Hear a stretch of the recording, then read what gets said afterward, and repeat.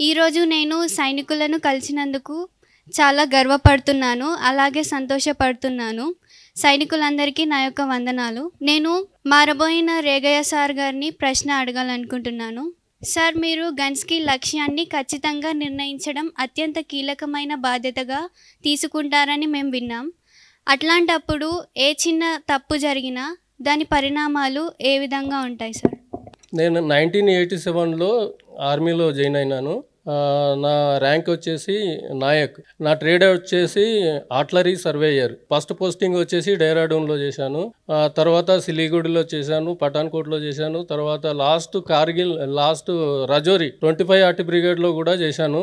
ఆ టైంలో కార్గిల్ వార్లో నాది నసేరా సెక్టర్లో కేరీలో డిప్లాయిడ్. అప్పటి అనుభవాలు మీకు కొన్ని చెప్పదలుచుకున్నాను. మా ట్రేడ్కి సంబంధించిందంటే మేము సర్వేయర్ అంటే ఇప్పుడు ఓపీ విజయ్లో మీడియం రెజిమెంట్ గన్లు ఉంటాయి, ప్లస్ ఫీల్డ్ గన్స్ ఉంటాయి, లైట్ గన్స్ ఉంటాయి.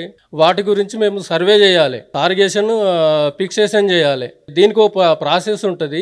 ఏంటిదంటే ట్రయాంగిల్ ద్వారా లేదా టేపింగ్ ద్వారా లేదా reduction to centre map support ద్వారా వీటి మాధ్యమాలలో మనం టార్గెట్ ఫిక్స్ చేయాలి. ఇప్పుడు మనం ఇక్కడ ఉన్నాం అనుకోండి, మనము పాకిస్తాన్ లో ఏదన్నా మషూర్ పాయింట్ ను వాళ్ళ మ్యాప్ ఉంటే మనం ఫిక్స్ చేయొచ్చు మా సర్వే ప్రాసెస్ ప్రకారం. దానికి కొన్ని రకాల ప్రాసెస్ ఉంటాయి, రిడక్షన్ టు సెంటర్, ఇంటర్సెక్షన్, అవి దాని ద్వారా మనము ఫిక్స్ చేయొచ్చు. మిసైల్ ఉందనుకోండి, మీడియం గన్ ఉందనుకోండి, ఒకవేళ టార్గెట్ ని హిట్ చేయాలంటే దానికి సరైన నిర్దేశకత ఉండాలి. ఎందుకంటే కరెక్ట్ దాని మీద టార్గెట్ మీద పడాలంటే మా సర్వేయర్ ఎంతో అవసరం.